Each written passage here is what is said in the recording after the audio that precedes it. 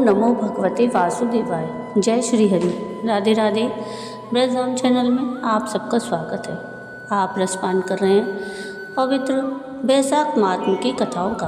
अब तक आप बैसाख महात्म के 14वें अध्याय तक की कथा का रसपान कर चुके हैं। आज के इस वीडियो में हम श्री स्कंद पुराण के बैसाख महात्म के नारद और अम्बरीश के संवाद में पांचाल देशाधिपति की जय प्राप्ति नामक 15वें अध्याय की कथा का रसपान करेंगे। तो आइए शुरू करते हैं बैसाख महात्म के 15वें अध्याय की कथा। प्रेम से बोलिए जय श्री हरि। श्रुतदेव जी ने कहा, हे भूपाल, पाप नाश करने वाले मधुसूदन के प्रिय इस माधव मास के महात्म को सुनिए। प्राचीन समय में पांचाल देश में पुण्यशील और बुद्धिमान भूरी यश नाम के राजा का पुरु यश नाम का पुत्र था। पिता के स्वर्ग चले जाने पर धर्मों का पालन करने वाला, शूरता तथा उदारता के गुणों से युक्त, धनुर्विद्या में कुशल यह राजा राज्य सिंहासन पर बैठा। यह अति बुद्धिमान राजा धर्मपूर्वक पृथ्वी पर राज करने लगा। पूर्व जन्म के किए हुए बड़े पाप से कुछ समय में इसकी संपत्ति की हानि हो गई। बड़े बड़े रोगों से पीड़ित होकर उसके हाथी घोड़े मर गए। मनुष्यहीन करने वाला बड़ा दुर्भिक्ष देश में व्याप्त हुआ। हाथी से खाए हुए कैद के फल के समान राज्य का कोष पोला हो गया। राजा का कोष और राज्य से हीन तथा बलहीन जानकर उसके जीतने का यह समय है, ऐसा सोचते हुए उस राजा के सैकड़ों शत्रु राजा लोग आए और उस पांचाल देश के राजा को उन्होंने जीत लिया। तब उस राजा ने हार कर शिखिनी रानी, धात्री इत्यादि तथा सेवकों के साथ पहाड़ की कंदरा में प्रवेश किया। वहाँ का मार्ग कोई नहीं जानता था। बहुत दुख सहकर उस राजा ने कष्ट से 53 वर्ष बिताए। राजा ने बारंबार सोचा कि ऐसा क्यों हुआ है। मैं तो शुद्ध हूँ और माता पिता के हित में तत्पर रहता हूँ। मैं गुरु भक्त, सरल और धर्म तत्पर हूँ। मैं ब्राह्मण का भक्त हूँ। सब प्राणियों पर दया करता हूँ।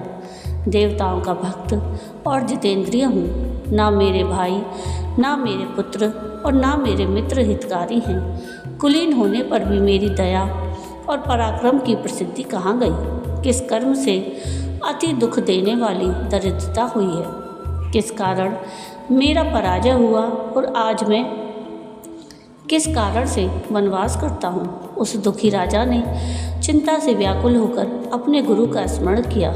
तब याजक और उपयाजक नाम के त्रिकालज्ञ 2 श्रेष्ठ मुनि राजा से बुलाए जाने पर आए। उनको देखकर पांचाल वल्लभ राजा ने तुरंत उठकर वनवास से पीड़ित, राज चिन्हों से हीन उस राजा ने, जिसकी पद्धति किसी को ज्ञात नहीं थी, भक्तिपूर्वक सिर झुकाकर उनको नमस्कार किया। उनके चरणों पर पृथ्वी में गिरकर मुहूर्त भर तक चुपचाप पड़ा था। उन्होंने उसको अपने हाथों से उठाया। आंसू पोंछकर उसने वन की शुभ सामग्री से उनकी विधिपूर्वक पूजा की। स्वस्थ होकर बैठने पर उन दोनों ब्राह्मणों से मस्तक नीचा किए हुए उस राजा ने पूछा, हे दोनों ब्राह्मणों, कर्म और जन्म से शुद्ध, पिता और देवताओं के प्रिय मुझ राजा के दुख का कारण कहिए। पाप से डरने वाला दयावान गुरु भक्त, मैं दरिद्र क्यों हो गया? मेरा कोष क्यों नष्ट हो गया और मैं शत्रुओं से क्यों जीता गया? किस कारण से मैं वनवास करता हूँ? मैं अकेला क्यों हो गया? ना मेरे पुत्र, ना भाई और ना मित्र मेरे हितकारी हैं। पाप रहित मेरे शासन करते हुए देश में दुर्भिक्ष क्यों हुआ? हे दोनों मुनिवर, इन सब का कारण मुझसे विस्तार पूर्वक कहिए। दोनों मुनिवर महात्माओं ने अत्यंत दुखी राजा के ऐसा पूछने पर क्षण भर ध्यान करके कहा। याज और उपयाज ऋषियों ने कहा कि हे राजा, सुनो, हम दोनों तुम्हारे दुख के कारण को बतलाते हैं। तुम प्राचीन काल में 10 जन्म तक महापापी बहेलिया थे। तुम बड़े निर्दयी थे। सब प्राणियों की हिंसा में लगे रहते थे। तुम में शांति और इंद्रियों का दमन न था और धर्म का लेश मात्र न था। तेरी जीभ विष्णु भगवान का नाम कभी नहीं लेती थी। तेरा हृदय विष्णु भगवान के चरण युगलों का ध्यान नहीं करता था। तुमने अपने मस्तक से परमात्मा को प्रणाम नहीं किया। हे राजन, तुझ दुरात्मा के नवजन्म इसी प्रकार से बीते। 10वें जन्म में सहृदय पर्वत पर बहेलिया होकर तू सब लोगों पर निर्दयी हुआ और मनुष्यों का यमराज हो गया।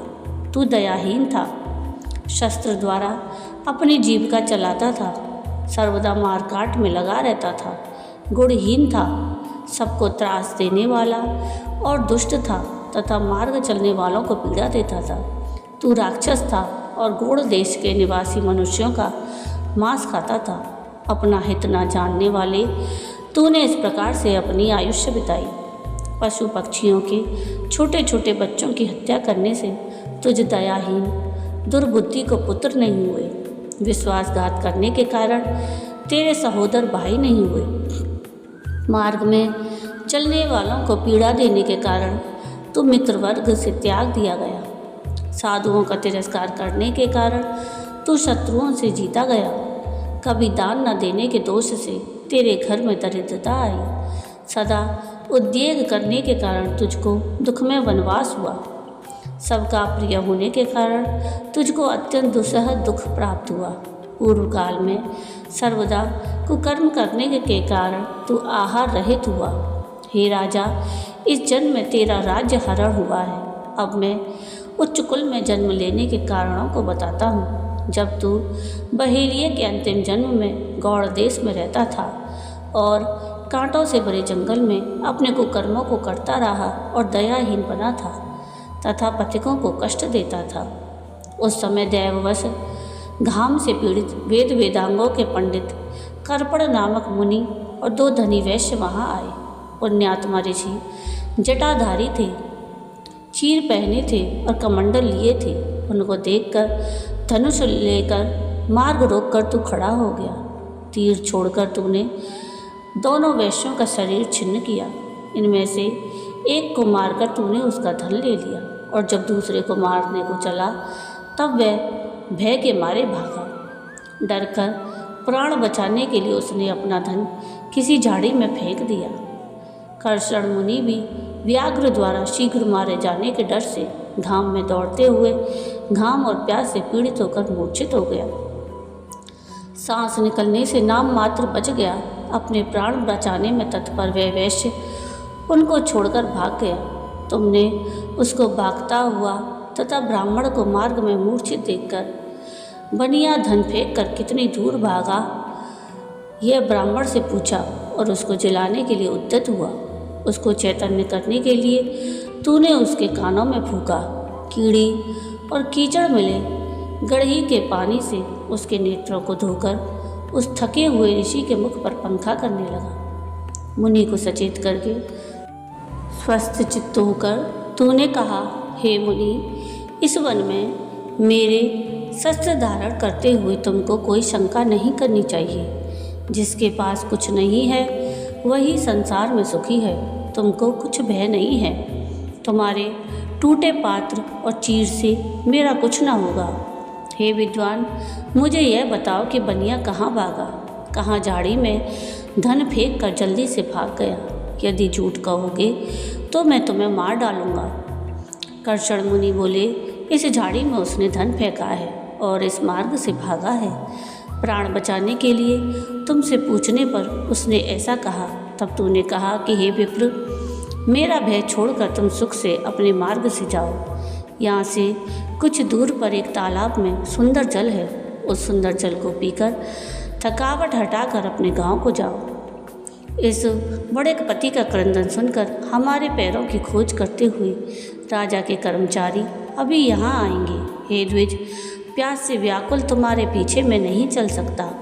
पत्ते से पंखा करने पर पसीना कुछ हट जाएगा। उसको परास का पत्ता देकर तू जंगल में गया। बैसाख मास के तीव्र घाम के निमित्त इस पुण्य कार्य के प्रभाव से मुनि की रक्षा के लिए, अपने कार्य के लिए भी, इस कार्य के करने से तेरा जन्म महापुण्य विशाल राजवंश में हुआ। यदि तू सुख, राज, धन धान इत्यादि संपत्ति, स्वर्ग, मोक्ष सायुज्य मुक्ति अथवा विष्णु भगवान के पद की इच्छा करता है तो तू वैशाख मास के धर्मों को कर। इससे तू सब प्रकार के ऐश्वर्य को प्राप्त करेगा। इस महीने का नाम माधव है, उसकी तृतीया का नाम अक्षय है। बछवा सहित गाय का पूजन करके उस दिन ब्राह्मण को दान देने से तेरे कोष की पूर्ति होगी। सैया दान करने से तुझे सुख प्राप्त होगा। छाते का दान कर, तू मेरा साम्राज्य मिल जाएगा। विधान पूर्वक स्नान कर तथा माधव भगवान का पूजन कर। दिव्य प्रतिमा का दान देने से तेरी जय होगी। हे राजन, यदि अपने समान कुड़ी पुत्रों की इच्छा करता है तो सब प्राणियों के हित के लिए पौषरा चला। हे राजा, वैशाख मास के कहे हुए इन धर्मों को भली भांति कर। इससे निस्संदेह सब लोग तेरे वश होंगे। हे राजा, वैशाख मास के कहे हुए इन धर्मों को भली भांति कर। यदि तू बिना किसी मनोरथ के इन धर्मों को करेगा तथा मधुसूदन भगवान की प्रीति के लिए इस पुण्य मास वैशाख में धर्म करेगा तो तेरी आत्मा निर्मल हो जाएगी और विष्णु भगवान तुझे प्रत्यक्ष होंगे। जो मनुष्य कल्याणकारी इन धर्मों को करता है उसको अक्षय लोक प्राप्त होते हैं। इसको प्राचीन कवि लोग जानते हैं। यह सब जैसा मैंने देखा था और सुना था सो तुमसे कहा। इस प्रकार से राजा को समझाकर वो दोनों ब्राह्मण याज और उपयाजक नाम से यथास्थान को चले गए। तब महापराक्रमी राजा पुरोहितों से समझाए जाने पर श्रद्धापूर्वक वैशाख मास के सब धर्मों को करने लगा और जैसा मैंने कहा था वैसा ही मधुसूदन भगवान का पूजन किया। तब पराक्रमी होकर सब बंधुजनों के साथ तथा बची हुई सेना से घिरा हुआ वह पांचाल नगरी में पहुंचा। तब उसके शत्रु राजा लोग उस राजा के आने को सुनकर उद्यत होकर उससे युद्ध करने के लिए आए। तब इन लोगों से पांचाल के राजा से युद्ध हुआ। तब इसी एक महारथी ने सबको जीत लिया। भिन्न भिन्न देश के राजाओं के भाग जाने पर इस प्रतापी राजा ने उन राजाओं के कोष, हाथी, घोड़े स्वयं ले लिए। 1 अरब घोड़े, 3 करोड़ हाथी, 1 अरब रथ, 10,000 ऊँट, 3 लाख गधे उसकी नगरी में लाए गए। वैशाख मास के धर्मों के महात्म से राजा लोग उसी क्षण से संकल्प भग्न होने तथा पद दलित होकर उसको राज कर देने लगे। पांचाल देश में बड़ी सस्ती हो गई। इस प्रकार से मधुसूदन भगवान के प्रताप से वह छत्रपति सार्वभौम राजा हुआ। शूरता, उदारता आदि गुणों से पूर्ण उसके 5 पुत्र हुए। वे दृष्टकीर्ति, दृष्टकेतु, दृष्टधुम्न, विजय, चित्रकेतु ये मयूर ध्वज के समान थे। धर्म से पालन की हुई प्रजा राजा में अनुरक्त हो गई। वैशाख के प्रभाव से उसी क्षण से सब बात प्रत्यक्ष हो गई। पांचाल नगरी के राजा ने निष्काम चित्त से मधुसूदन भगवान को प्रसन्न करने के लिए उन धर्मों को फिर से करने लगा। इस धर्म से संतुष्ट होकर मधुसूदन भगवान अक्षय तृतीया के दिन उसको प्रत्यक्ष हुए। उन शंख, चक्र और गदा को धारण किए हुए 4 बाहु के नारायण अच्युत परमात्मा को देखकर वह राजा बड़ा चकित हुआ। पीताम्बर धारण किए हुए वनमाला से विभूषित लक्ष्मी सहित, अनुचर सहित तथा गरुड़ पर बैठे हुए भगवान को उसने देखा। उनके असह तेज से उसकी आंखें तुरंत बंद हो गईं। मदोन्मत्त पुरुष की तरह वह उठने बैठने और घूमने लगा। संपूर्ण शरीर में रोमांचित होकर, आँखों में आंसू भरकर, पृथ्वी पर झुककर बड़ी भक्ति से हाथ जोड़कर वह स्तुति करने लगा। जय श्री हरि। श्री स्कंद पुराण के वैशाख महात्म के नारद और अम्बरीश के संवाद में पांचाल देशाधिपति की जय प्राप्ति के नामक 15वें अध्याय की समाप्ति हुई। जय श्री हरि। तो ये थी वैशाख महात्म के 15वें अध्याय की कथा। आपको आज की ये कथा कैसी लगी मुझे कमेंट करके ज़रूर बताइएगा। और अगर आपको आज की ये कथा पसंद आई हो तो प्लीज़ इसको लाइक शेयर ज़रूर कीजिएगा और चैनल को सब्सक्राइब कीजिएगा और कमेंट में राधे राधे ज़रूर लिखिएगा। वीडियो पूरा देखने के लिए थैंक यू। राधे राधे।